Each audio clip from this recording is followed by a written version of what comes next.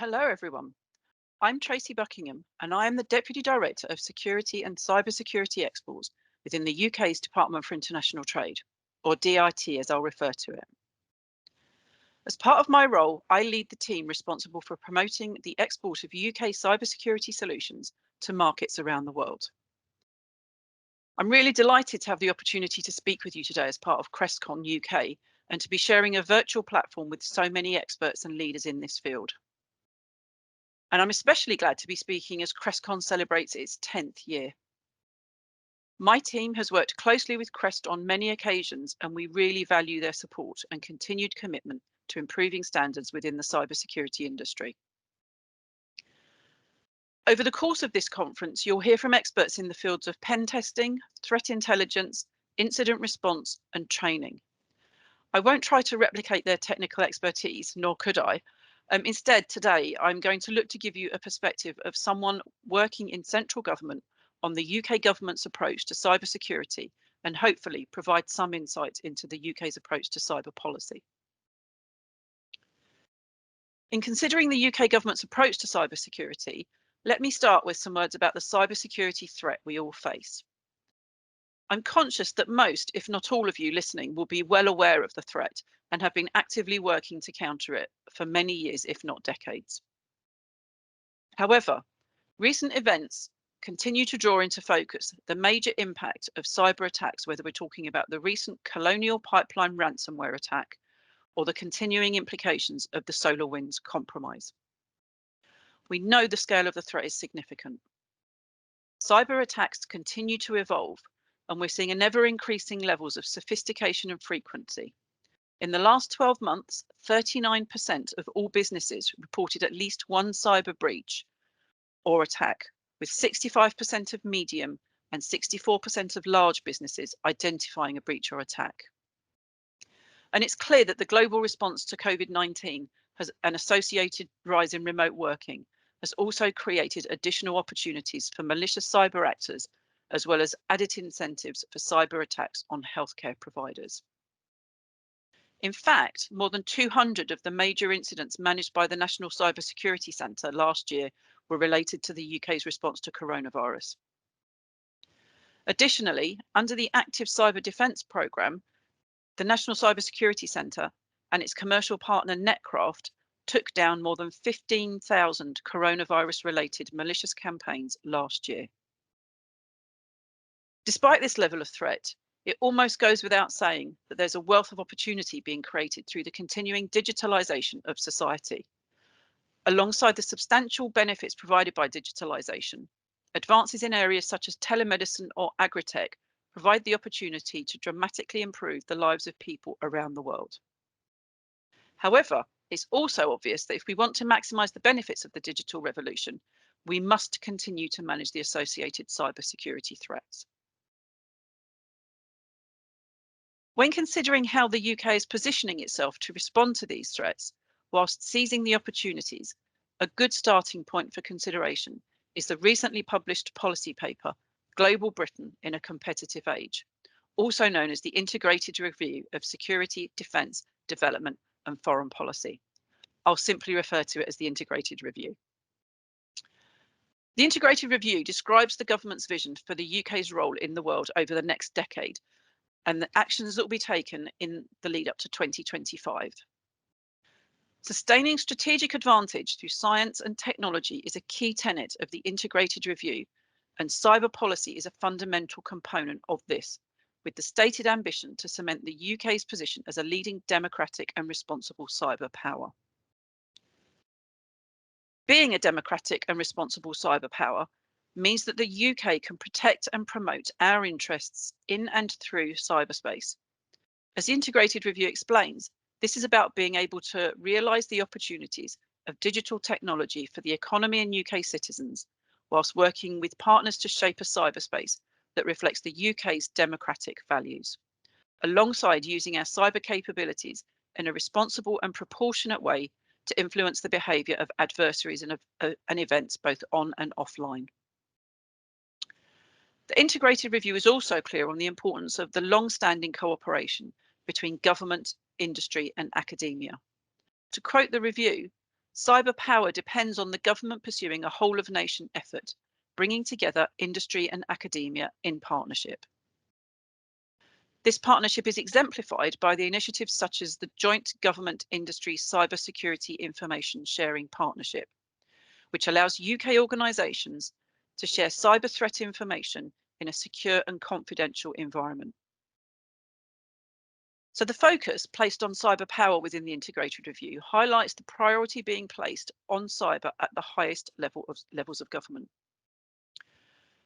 The review also highlighted that we are living in an increasingly competitive world, and cyberspace is a key arena where this competition is playing out. As the Foreign Secretary noted in his recent Cyber UK speech, we can see this clash between authoritarian and democratic states playing out very directly right now in cyberspace. This makes cyber an incredibly exciting area to work in, but also illuminates the UK's approach to certain key cyber policy issues. It's also worth highlighting that whilst the integrated review has ushered in an all-of-cyber approach with the announcement of the National Cyber Force, broader cybersecurity is a foundation of the UK's approach and continues to be a critical national priority, with an emphasis on a thriving cyber ecosystem. As Lindy Cameron, CEO of the National Cybersecurity Centre, recently commented, the UK has seen cybersecurity as a mainstream national security issue for some time, key to our strategy, statecraft, and the expression of our national values. Now, when speaking about the integrated review's vision for cyber, it's important that I mention the UK's National Cybersecurity Strategy. In 2016, the UK launched its second 5-year National Cybersecurity Strategy, supported by £1.9 billion worth of transformational investment, more than doubling the level of investment against the previous iteration of the strategy. The scale of this investment shows the seriousness with which the UK government views the cyber threat. The current strategy has been hugely successful in ensuring the UK is secure and resilient to cyber threats, as well as prosperous and confident in the digital world. An example of this success has been the establishment of the National Cybersecurity Centre, providing a single central body for cybersecurity at national level. The National Cybersecurity Centre exists to understand the cybersecurity environment, share knowledge, and use that expertise to identify and address systematic vulnerabilities. It manages major cybersecurity incidents, carries out real-time threat monitoring and analysis, as well as providing tailored advice to different sectors of the economy and the public at large. In the last year, the National Cybersecurity Centre directly managed 723 major incidents, which is the highest number since its formation. It's worth noting that only the most serious cases warrant direct management by the National Cybersecurity Centre, and that many of those most serious incidents are state-sponsored in some way. Clearly, the current cyber strategy is coming to an end this year, but there's more that we can do to ensure that the UK is safe and secure as possible. Significant work is underway on the next iteration of the National Cyber Strategy, and we hope that that will be published later this year. The next strategy will build on past successes, as well as the vision set out by the integrated review. The priority actions under the next strategy will be to strengthen the UK cyber ecosystem, enabling a whole-of-nation approach to cyber and deepening the partnership between government, academia and industry. Building a resilient and prosperous digital UK, where citizens feel safe online and confident that their data is protected. Taking the lead in technologies vital to cyber power, such as microprocessors, secure systems design, and quantum technologies. Promoting a free, open, peaceful, and secure cyberspace by working with other governments and industry and drawing on the UK's thought leadership in cybersecurity, and enhancing capabilities to detect, disrupt, and deter our adversaries. I've already touched on the UK model of cybersecurity cooperation between government, industry and academia, and it's clear that this cooperation will be vital to achieve those ambitions. I'd again draw particular attention to the emphasis placed on a whole-of-nation approach. The expertise of industry and academia will be required to produce a coherent and inclusive cooperation that will foster a whole-of-nation approach, as well as engaging citizens who have a central role to play in our national security. I've already mentioned the Cybersecurity Information Sharing Partnership, but other excellent examples of this existing cooperation can be seen in initiatives such as the Cyber Growth Partnership, which brings together government, industry and academia to provide oversight and strategic guidance to government on the development of the UK cybersecurity sector. I'd also like to highlight the recently launched UK Cybersecurity Council that will champion the cybersecurity profession across the UK, boost opportunities and promote excellence in the profession. As the Digital Infrastructure Minister Matt Warman said at the launch, the fact that we're launching an independent professional body for cybersecurity shows just how vital this area has become. It makes a huge contribution to our thriving digital economy by safeguarding our critical national infrastructure, commerce and other online spaces. It's also clear that central to successful cooperation between government and industry is for the UK cyber industry to be as strong as possible. A thriving UK cyber industry is needed to continue to produce the innovation, solutions and research that will be critical to meeting future challenges. The integrated review explicitly recognises that the UK requires an industrial base that delivers innovative and effective cybersecurity products and services that help everyone to stay safe in cyberspace. And it's fair to say that the cyber sector is already flourishing. The total estimated annual revenue for the UK cybersecurity sector reached £8.9 billion within the most recent financial year.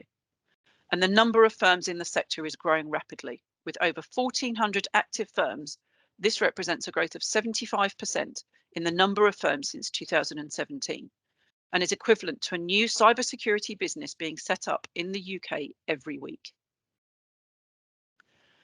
The government has been consistent in its commitment to supporting the growth of the sector. An example of this is the backing that has been provided to a range of incubators and accelerators to help move ideas into products, products into startups, startups into successful UK companies, and successful UK companies into world-class enterprises.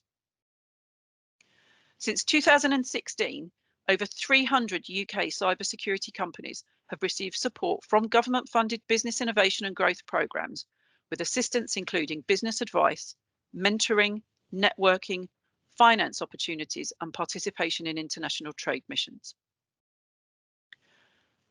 Another area that will be prime for close collaboration will be the continued efforts to close the skills gap in cybersecurity. A 2020 DCMS study found that 48% of UK businesses have a skills gap for basic cybersecurity skills. In cybersecurity, it's a truism that all the technology in the world is of no use if we don't have the people who understand how to operate it.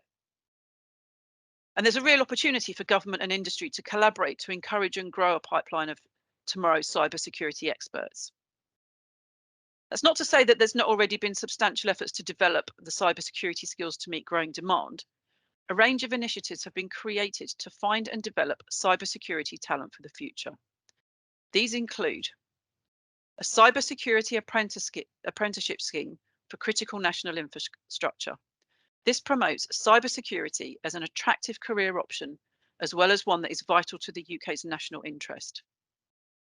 And the National Cybersecurity Centre certifies a range of cybersecurity related master's and bachelor's degree courses in UK universities to give students guaranteed high standard of courses and teaching materials.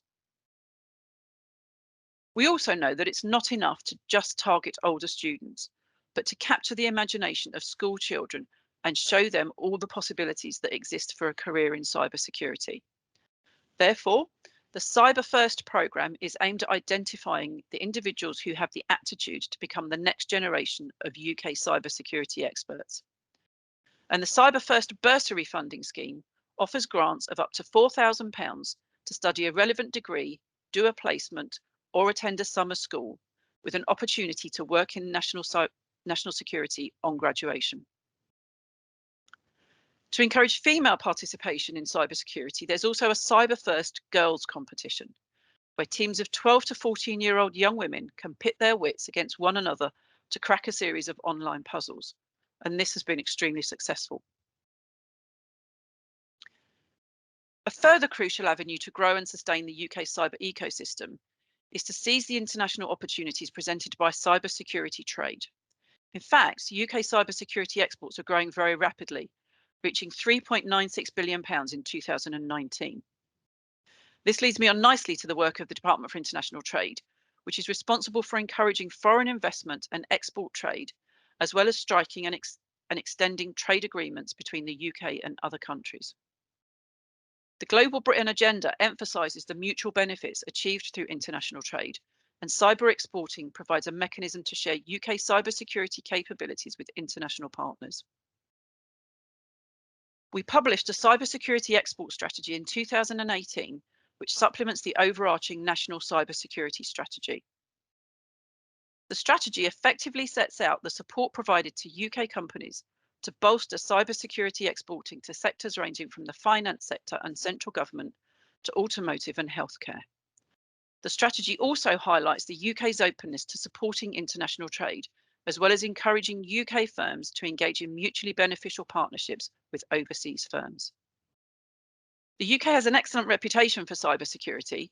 We're currently ranked #1 in the ITU's Global Cybersecurity Index and 3rd in the Harvard Kennedy Belfer Center's Cyber Power Index.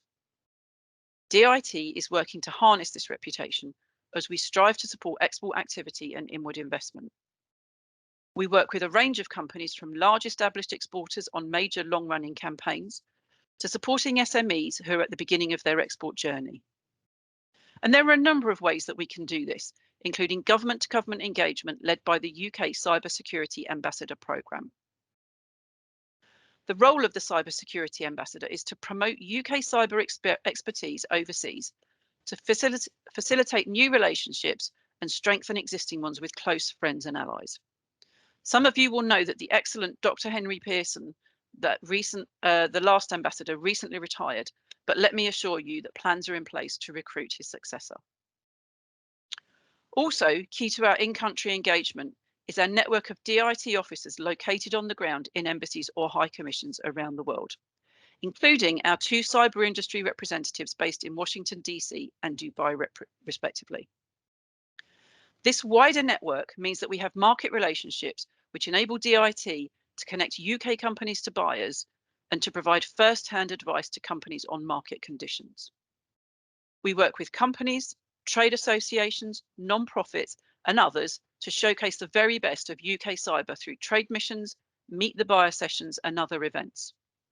As an example of this, we very recently worked in collaboration with the CREST team and the FCDO to organise a series of virtual events demonstrating the UK cyber approach to senior government and business stakeholders in Kenya and Nigeria. These events were very well attended and received significant buy-in from senior government officials in both markets. I'd also like to highlight our network of international trade advisors based throughout the UK regions who develop long-term relationships with small and mid-sized businesses and help them build effective export strategies to achieve commercial success overseas. If you're from a UK business and are interested in further information about the export support offer, I would encourage you to visit great.gov.uk or the UK Defence and Security Exports pages on gov.uk. If you're an international delegate who is interested in UK cyber solutions or working with UK firms, I would urge you to visit the international pages of the GREAT website at great.gov.uk/international, or to reach out to me or my colleagues within the Department for International Trade, either in London or in our locations around the world, and we'd be glad to provide you with further information. So, to sum up, the impact of a successful cyber attack can be significant, causing substantial damage and financial harm. Whilst the threat is increasing, the UK government is putting in place strategies to meet this threat and to maximise the opportunities presented by continued digitalisation. The integrated review has demonstrated the priority that is being placed on cyber at the highest levels of government and set out the ambition and vision for the UK to cement its place as a leading democratic and responsible cyber power. The UK's national cyber security strategies to date have been hugely successful in building the UK's capabilities, and the next strategy will look to realise the vision set out by the integrated review and to build on these previous successes. The role of industry has been and will continue to be vital to the UK's approach to cybersecurity, which sees a cooperation between government, industry and academia as a crucial building block to making the UK the safest place to live and work online. In recognition of the importance of industry to UK's cybersecurity approach, DIT works to support the cyber sector by encouraging trade exports and inward investment, and we would be glad to discuss the support that can be offered by DIT to UK companies and international businesses. Finally, I'd like to thank Ian Glover and the whole CREST team for the opportunity to speak to you all today, and to congratulate them for bringing together such an excellent event. Thank you all for tuning into this session. Goodbye.